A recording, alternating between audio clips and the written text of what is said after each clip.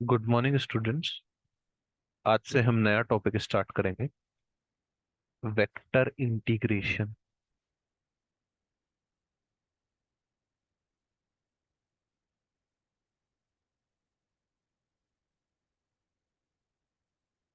और vector integration में पहला टॉपिक हम पढ़ेंगे line integration.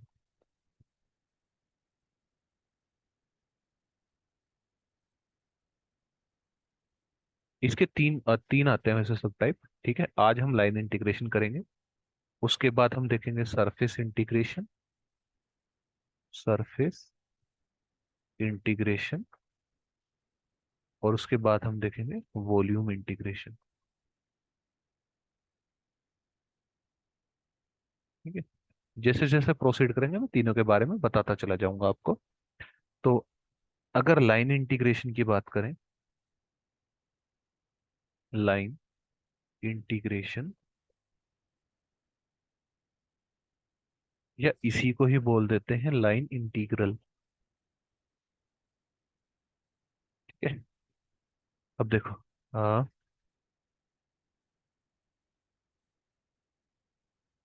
Consider a curve A B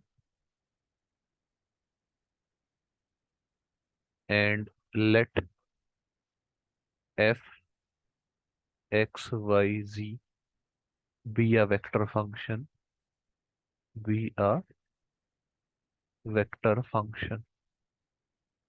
ठीक है, तो एक कर्व है तुम्हारे पास ए बी। ठीक है,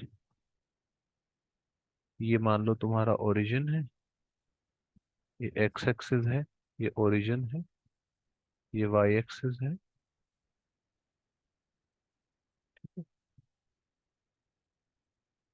ये तुम्हारा आर डिस्टेंस पे कर्व है। ठीक है, वेक्टर आर हो गया। ये तुम्हारी वेक्टर फील्ड की डायरेक्शन हो गई एफ। ये तुम्हारी टेंजेंट की डायरेक्शन हो गई टी। ये जिस पॉइंट पर कट कर रहा है वो तुम्हारा हो गया टी। ठीक है, अब देखो, अब तुम्हें इसका लाइन इंटीग्रेशन निकालना है, एफ का। ठीक है, so the line integration, the line integral और integration of a vector function, of a vector function F along the curve AB is defined as, is defined as, is defined as integral of the component, integral of the component of f along the, along the tangent to the curve AB। ठीक है, तो ये क्या कह रहा है कि line integral जो है वेक्टर फंक्शन का AB के अलोंग, वो क्या होगा, f का component in the direction of tangent to the curve AB। ठीक है, so the component of f, component of f along the tangent pt is कितना होगा, dot product, dot product of f and unit vector along pt। अच्छा, ये सब कहाँ हो रहा है, at point p, at point p, क्योंकि यहीं पे तीनों का इंटरसेक्शन है। मतलब तीनों का नहीं, वेक्टर फंक्शन f का और उसकी टेंजेंट pt का। तो डॉट प्रोडक्ट निकालेंगे, कितना होगा एफ किसका, वेक्टर फंक्शन एफ का, और यूनिट टेंजेंट वेक्टर पीटी का। तो यूनिट टेंजेंट वेक्टर पीटी क्या होगा, ये vector along d r by change in d r by a,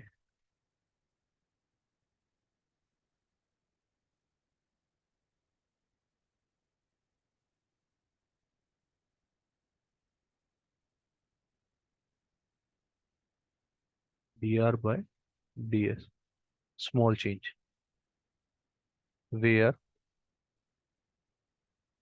d r by d s is a unit vector along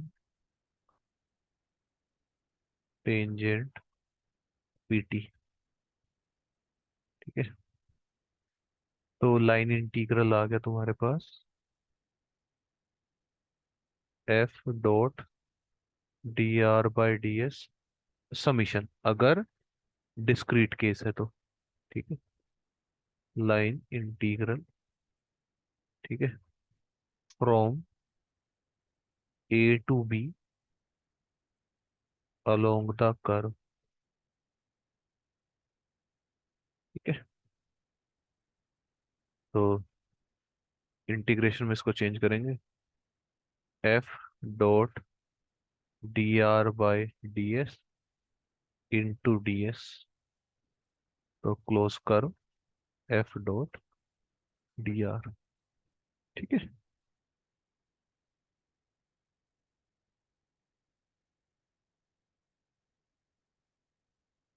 अगर ये नहीं समझ में आया तो एक सिंपल तरीका बताता हूँ। देखो,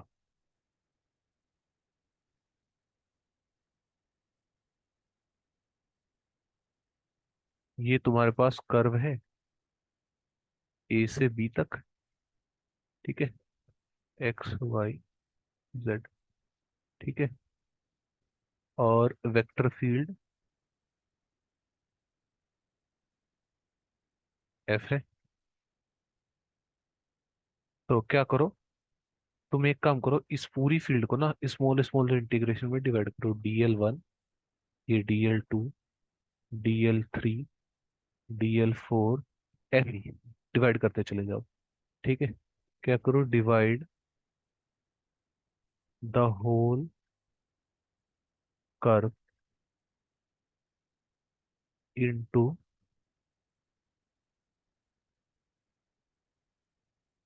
एलिमेंटल लेंथ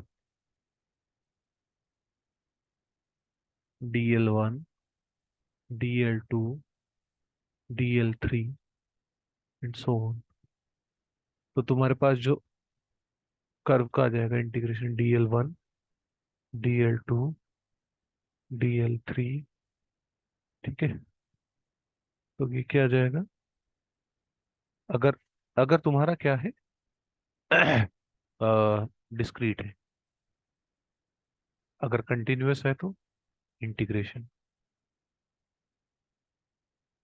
इंटीग्रेशन कितना आ जाएगा, ए, अच्छा एफ है ना वेक्टर फंक्शन, ए नहीं है F, F dot d l. ठीक है, लिमिट ए टू बी। ठीक है,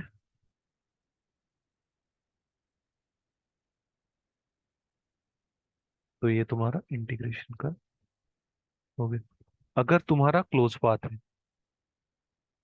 और क्लोज्ड पाथ, ये किसके लिए, ओपन पाथ के लिए। क्लोज पाथ के लिए क्या हो जाएगा, ये हो गया, ये तुम्हारा क्लोज पाथ हो गया, ये ओपन पाथ है।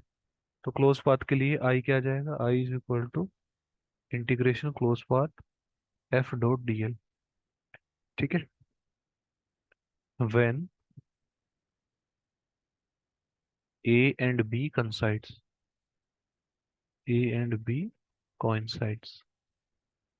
ठीक है, अब देखो, if the field is conservative, field is conservative, conservative field का मतलब है इरोटेशनल फील्ड। लास्ट क्लास में इरोटेशनल फील्ड का मतलब बताया है, del cross A is equal to zero. ठीक है, तो इस केस में जो आई आएगा, क्लोज्ड पाथ ए डॉट डी एल, वो होगा जीरो। ठीक है, तो in this case line integral is independent of path, dependent of path. ठीक है, तो अगर ये सब चीजें क्लियर हैं तो हम आगे बढ़ते हैं। ठीक है, अब देखो, इफ, इसको फिजिक्स से कैसे रिलेट कर सकते हैं। देखो, if F represents if F represents the force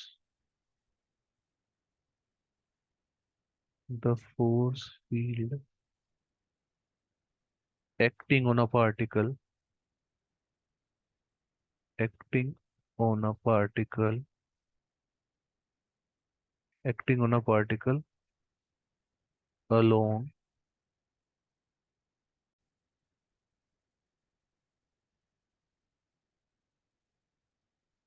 along curve AB, then the total work,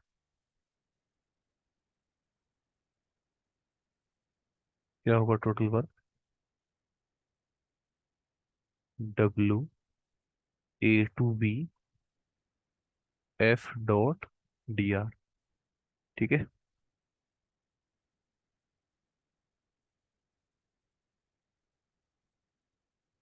तो बस ये इसका फिजिक्स में यूज आ गया। वो तुमको बता ही दिया कि अगर तुम्हारा क्लोज कर्व इंटीग्रेशन जीरो आ गया तो फील्ड इरोटेशनल है, और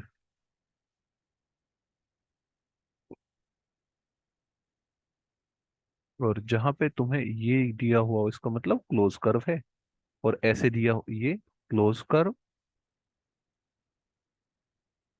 और इसका मतलब ओपन। ठीक है, ओपन कर्व और ओपन पाथ, ये चीजें याद रखो। चलो तो अब क्वेश्चंस ट्राई करते हैं हम। ठीक है, पहला क्वेश्चन देखो, if a force F is equal to 2x² y i cap plus 3 xy j cap displaces a particle in the xy plane, in the xy plane from 0 0 to 1 4 along a curve y is equal to 4x square, find the work done, find the work done। ठीक है, तो work done कितना होता है, अभी पीछे लिखा हुआ है F dot D R along the curve. तो एफ की वैल्यू रखो, कितनी, 2x² वाई आई कैप प्लस 3 xy जे कैप डॉट डी आर की वैल्यू रखो, dx आई कैप dy जे कैप। ठीक है, डी आर पता है ना, आर लिखते हैं क्या, x I cap Y J cap Z K cap. तो डी आर क्या हो जाएगा, dx आई कैप डी वाई जे cap, D Z K cap. क्योंकि के का कोई कंपोनेंट नहीं है इसलिए डी जेड नहीं लिखा है। तो ये क्या आ जाएगा, 2x² d x plus 3xy d y. Close कर। अब देखो, एक इक्वेशन दी हुई है, y = 4x², तो यहाँ से डी वाई निकालो। डी वाई तुम्हारे पास आ गया 8x dx। इस डी वाई की वैल्यू को यहाँ पे रखो, 2x² वाई की जगह 4x² into d x plus 3x y की जगह 4x² इंटू डी वाई की जगह 8x dx। अब x में इंटीग्रेशन हो रहा है तो लिमिट भी x पे ही लगेगी। x पे लिमिट कहाँ से कहाँ तक, 0 से 1। क्योंकि पार्टिकल कहाँ से कहाँ डिस्प्लेस हो रहा है, 0 0 से 0, नहीं 1 4। तो x पे क्या चेंज आया है, 0 से 1। और y पे क्या चेंज आ रहा है, 0 से 4। तो 0 to 1, देखो कितना आ रहा है, 2 × 4 8, और x² + x² x⁴। तो 8x⁴ dx प्लस 3 × 4 12, 12 × 8, 12 × 8 हो गया, 12 8 96 x⁴ dx। तो कितना आ गया, 96 + 8 104, 0 to 8 104 x⁴ dx। 104 constant, integration के बाहर 0 to 1 x⁴ dx। 104 x⁴ का integration x⁵5/5, 0 to 1 upper limit minus lower limit. तो x⁴ ये आ जाएगा 1 - 0। तो 104/5 क्या आ गया, वर्क डन। क्लियर है, ठीक है। अब देखो,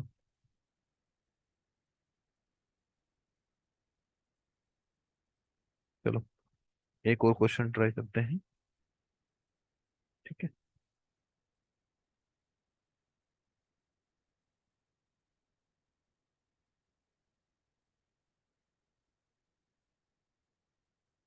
a vector field,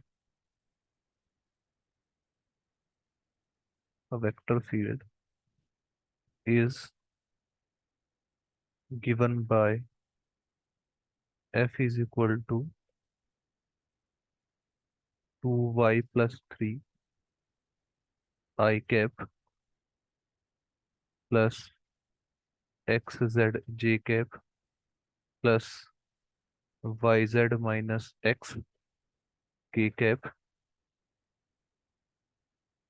Evaluate f dot dr along the path,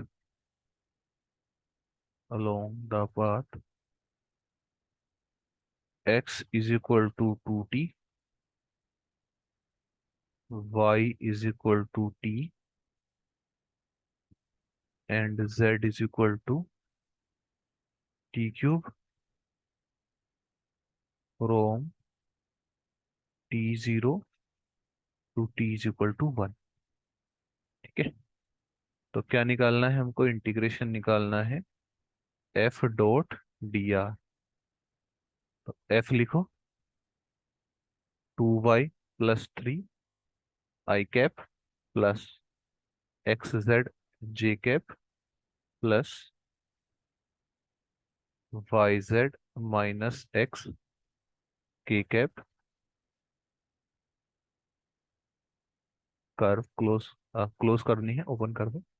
dot D R, D X I cap, D Y J cap, D Z K cap.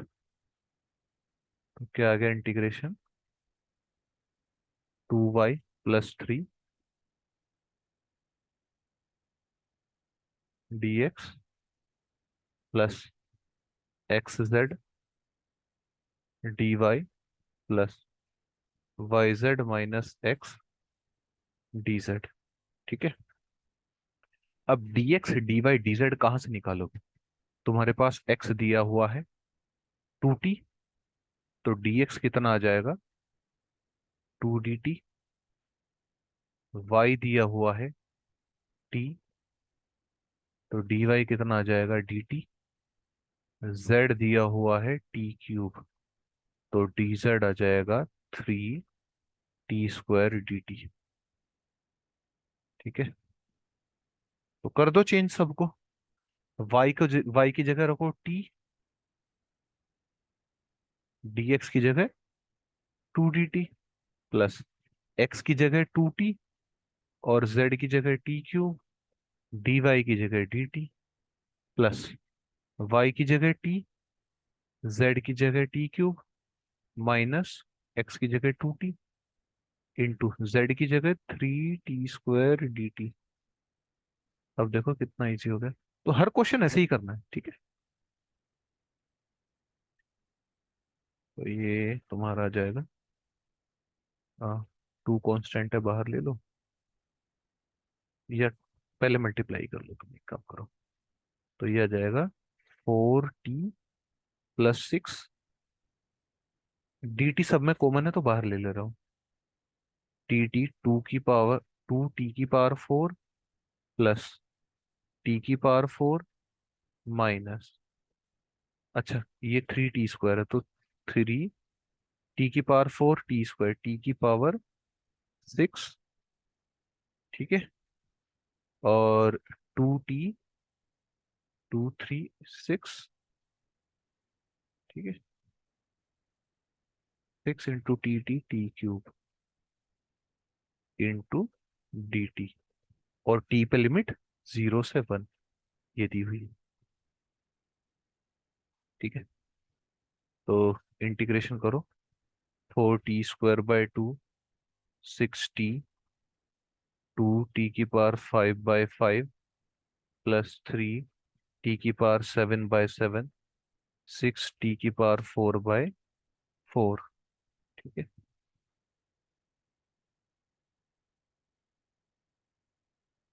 0 to 1, upper limit minus lower limit. जब lower limit रखोगे तो सारा 0 हो जाएगा। तो 4/2 plus 6 plus 2/5 plus 3/7 minus 6/4। तो इसको जब करोगे तो ये हो जाएगा 2 + 6 8, 8 + 2/5,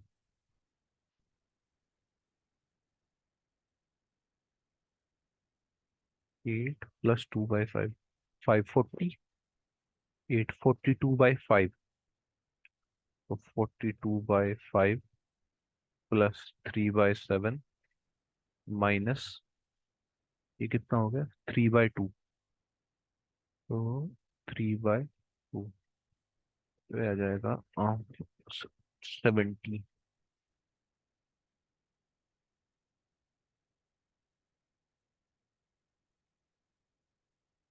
तो देख लेना कितना आ रहा है। 40, एक सेकंड, दूसरी तरीके से करता हूँ।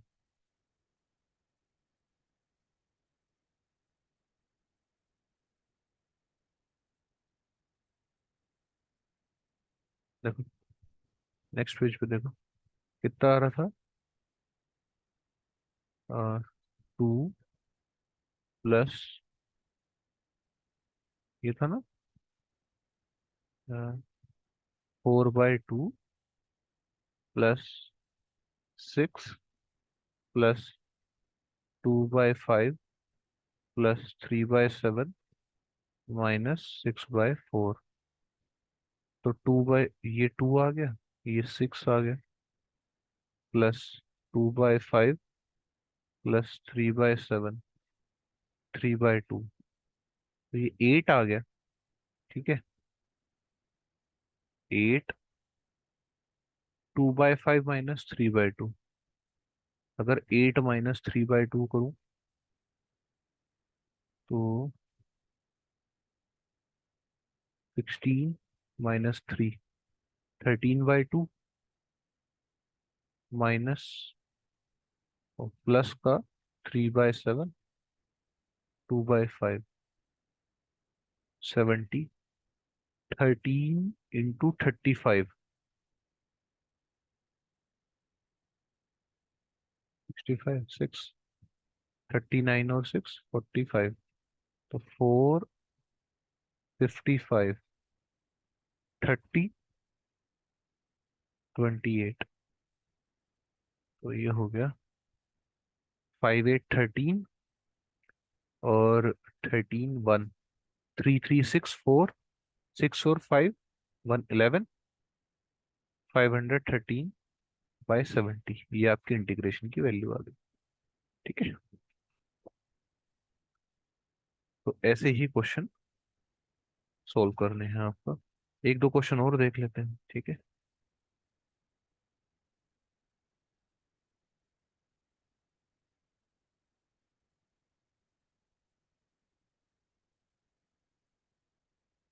देखिए, नेक्स्ट क्वेश्चन देखते हैं।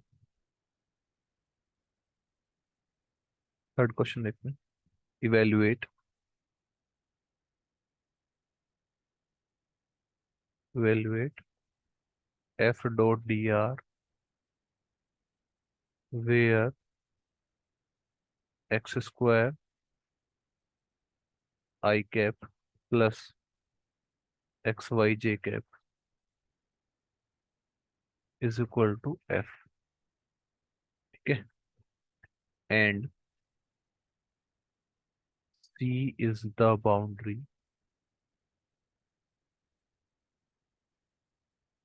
C is the boundary of the square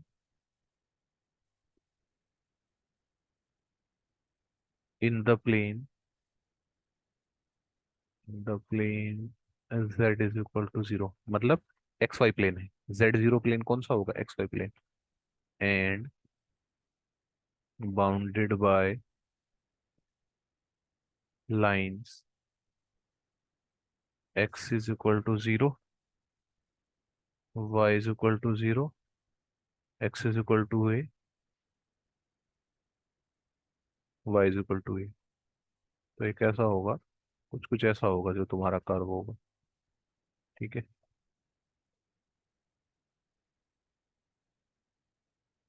x Y, ये देखो x इज इक्वल टू 0 से x इज इक्वल टू ए, तो ये a है, ये a है। y इज इक्वल टू 0 से y इज इक्वल टू ए। ठीक है, तो ये आ गया आपका कर्व सी। ठीक है, तो अब हम करेंगे, तो इसको डिवाइड कर लो। ये इसको ओरिजिन दे दो ए, ये बी ए, ये बी, ये सी। तो जब तुम कर्व पे F.dr निकाल रहे होगे, तो इसको ऐसे भी तो तोड़ सकता हूँ मैं। पूरा कर्व ये है तुम्हारा, ये पूरा कर्व है। ठीक है, ये पूरा कर्व है सी। तो इसको कैसे लिख सकता हूँ? O A plus A B plus B C plus C O, लिख सकता हूँ ना? तो अब अलग अलग कैलकुलेट कर लेते हैं। ठीक है, आर वेक्टर क्या होगा तुम्हारा? X I cap, Y J cap, और डी आर कितना हो जाएगा? D X I cap, D Y J cap, और एफ गिवन है कितना? x² आई कैप प्लस एक्स वाई जे कैप। तो सबसे पहले कैलकुलेट करते हैं ओ ए, F.dr।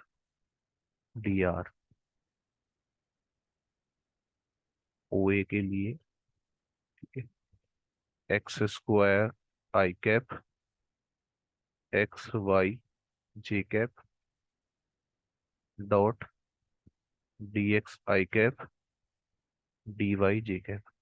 अब देखो, इस चीज के लिए x वेरी कर रहा है। ठीक है, कहां से कहां तक? 0 से a तक। और y कितना है इस लाइन पे? 0। देखो यहाँ पे y 0 है, तो रखो x की वैल्यू 0 से a और y की वैल्यू 0 रखनी है। x² आई कैप, y की वैल्यू 0 रखोगे 0, डॉट वाई की वैल्यू डी वाई, अगर वाई जीरो है तो डी वाई भी जीरो, तो यह आ जाएगा D X I cap. So zero to A X square D X, तो X cube by three, zero to ए, कितना आ गया, ए क्यूब बाई थ्री। ठीक है, तो अगर ओ ए समझ में आ गया तुम्हारे, ए क्यूब बाई थ्री कैसा आया, तो अब हम निकालेंगे ए बी। तो ये हो गया फर्स्ट, तो इसको बोल रहा हूँ फर्स्ट, ये सेकंड, ये थर्ड, ये फोर्थ। अब सेकंड निकालेंगे, ऐसे ही A B F dot D R X square I cap X Y J cap dot D X I cap D Y J cap. ठीक है,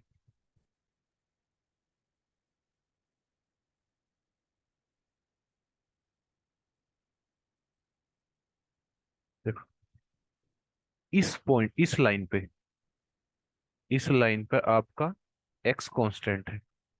एक्स कितना है यहाँ पे, इस पूरी लाइन पे x is equal to a है, तो x is equal to a, और y is equal to vary कर रहा है। ठीक है, तो वाई चेंजिंग है, कहाँ से कहाँ तक, जीरो से ए तक। तो एक्स की जगह ए रख सकते हैं। ठीक है, ए square I cap, Y very कर रहा है जीरो टू ए, एक्स की जगह ए वाई जे कैप। अब dx की जगह अगर x कांस्टेंट है तो dx is equal to zero, तो ये तो जीरो आ जाएगा, बचेगा क्या, डी वाई जे कैप। तो जीरो टू ए कितना आ गया, सिर्फ ए वाई बचेगा और डी वाई बचेगा। तो कितना आ गया, ए कांस्टेंट है बाहर ले लो, और वाई डी वाई का Y square by two, limit zero to ए, तो ये कितना आ गया, ए क्यूब बाय टू। ऐसे ही थर्ड करोगे, इस लाइन पे वाई कांस्टेंट है, एक्स वेरी कर रहा है जीरो टू ए, तो यहाँ पे B C F dot D r मैं डायरेक्ट लिख रहा हूँ अब। ठीक है, क्योंकि दो का करा चुका हूँ, तो इसमें x square I cap plus x Y J cap D X I cap D Y J cap dot product. तो देखो यहाँ पे तुम्हारा y कांस्टेंट है और x वेरी कर रहा है, x कहाँ से कहाँ तक, a से जीरो तक, तो एक्स स्क्वायर आई कैप आएगा, डी वाई जीरो हो जाएगा क्योंकि y कांस्टेंट है, तो y वाला j वाला कंपोनेंट बचेगा ही नहीं, तो ये बच जाएगा एक्स स्क्वायर डी एक्स। तो ये आ जाएगा तुम्हारा एक्स क्यूब बाय थ्री, और limit zero to A, upper limit minus lower limit, तो minus A cube by three. और फोर्थ आप खुद से कैलकुलेट करेंगे, तो फोर्थ आपका आ जाएगा F dot D R, calculate तुम करोगे सीओ के लिए, तो ये तुम्हारे पास आ जाएगा जीरो। ठीक है, कैलकुलेट करके देखना, ये जीरो ही आएगा। ठीक है, क्योंकि सीओ जब कैलकुलेट कर रहे हो, तो यहाँ इस पॉइंट पे एक्स कितना है, जीरो, अगर एक्स इसमें जीरो रखूंगा एफ में, तो पूरा एफ जीरो हो जाएगा, इसलिए जीरो आ गया। ठीक है, तो टोटल इंटीग्रेशन कितना आ गया, टोटल इंटीग्रेशन कर्व का एफ डॉट डी आर कितना आ गया, one plus two plus three plus four, तो A cube by three plus A square A cube by two minus A cube by three plus zero, तो आ गया A cube by two. I hope अब आप question करने लगे होंगे। ठीक है, तो ये एक क्वेश्चन और करा देता हूँ मैं। ठीक है, उसके बाद एक क्वेश्चन सोल्व करने के लिए दे दूंगा। ठीक है, घर से सोल्व कर लेना।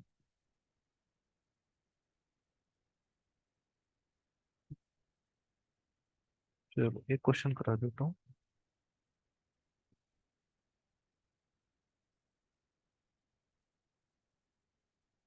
देखो, क्वेश्चन नंबर, देख लेना कौन सा क्वेश्चन नंबर है। The acceleration of a particle, the acceleration of a particle at time t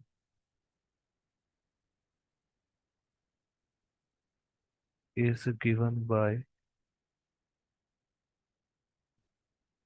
a is equal to 18 cos t x,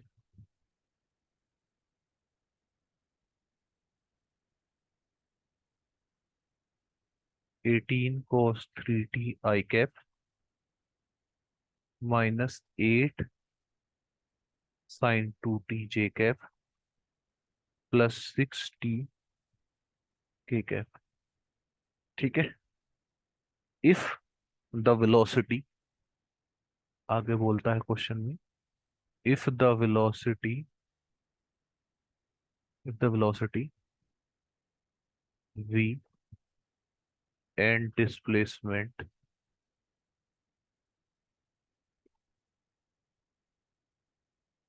displacement are v0 at t is equal to 0, find v and r। ठीक है, तो तुम्हारे पास a given है 18 cos 3t minus 8 sine 2t j cap I cap plus 6t K cap. अब ये किसके equal है? d2r/dt2। अब अगर इसका एक बार इंटीग्रेशन करूं तो क्या आ जाएगा मेरे पास? dr/dt आ जाएगा। और वही क्या होता है? वेलोसिटी। इसका इंटीग्रेशन करो तो 18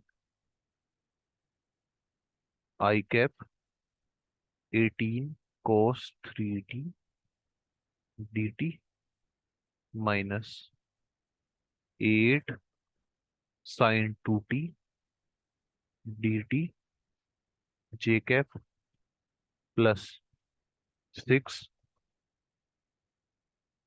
T D T K cap. कितना आएगा वेलोसिटी?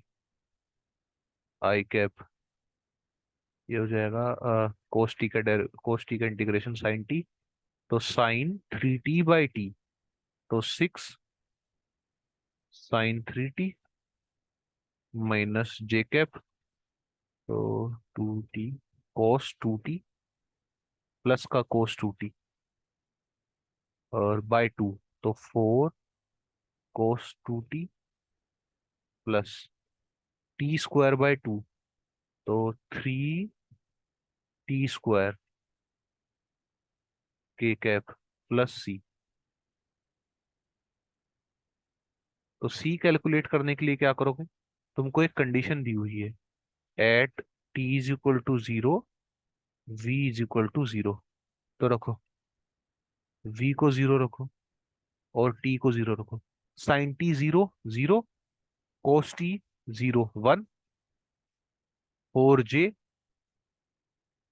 तो वी आ गया तुम्हारा, नहीं सी आ गया प्लस सी, तो सी आ गया तुम्हारा -4j कैप। रख दो इसमें, तो वी की वैल्यू को रखो 6 साइन 3t आई कैप प्लस 4 कोस 2t जे कैप प्लस 3t² के कैप -4j कैप। वी आ जाएगा 6 साइन 3t आई कैप प्लस 4 कॉमन ले लिया, कोस 2t -1 जे कैप प्लस 3t² के कैप। अब ये जो v आया है ये किसके इक्वल है, D r by D T के। तो आर निकालने के लिए क्या करो, एक बार और इंटीग्रेट कर दो। एक बार और इंटीग्रेट करेंगे तो क्या होगा, 6 i cap sine 3t d t plus 4 j cap cos 2t - 1 d t plus 3 k cap t² d t. R कितना आ गया, आर आ जाएगा -2 cos 3t i cap plus 2 sin 2t minus, देखो इसका इसका इंटीग्रेशन करोगे, cos 2t का integration sin 2t, और 1 का integration t, j cap t² dt का इंटीग्रेशन t³ बाय 3, तो plus t³ k cap plus c। sin 3t का इंटीग्रेशन cos 3t/3, तो 3 से 6 कटेगा तो माइनस कर। ठीक है, तो ये आ गया तुम्हारे पास।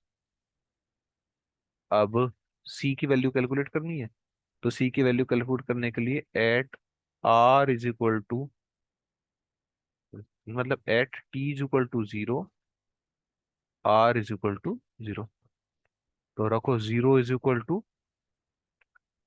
cos 3t, cos 0 0, 2 i cap 0 0 ये 0 प्लस c, तो c आ गया 2 i कैप, r आ जाएगा -2 cos 3t i cap plus 2 sin 2t - t j cap plus t³ k cap plus 2 i cap. तो ये आ जाएगा vector r is equal to, 2 common ले लो, 1 - cos 3t i cap plus 2 sin 2t - t j cap plus t³ k cap.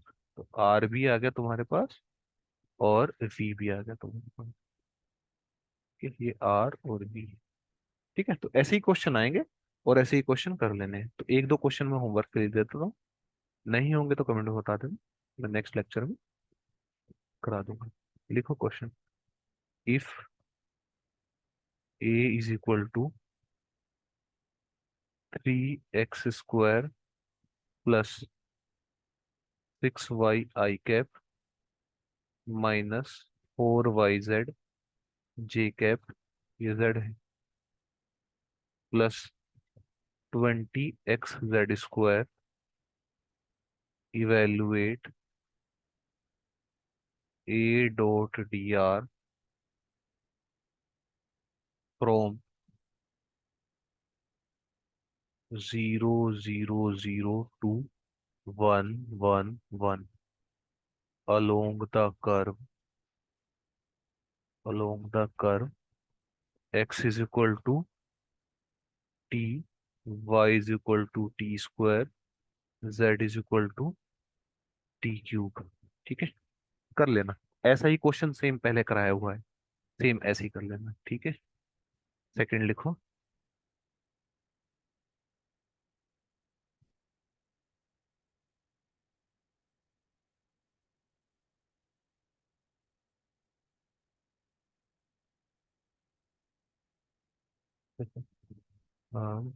a vector field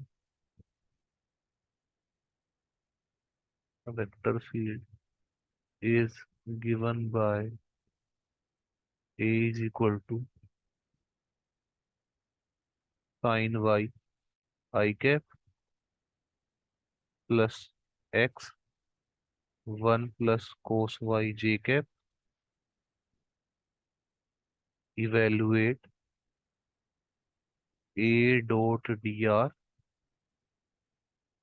over a circular path, over circular path. तो यहाँ पे curve ये है circular, x square plus y square is equal to a square. ठीक है।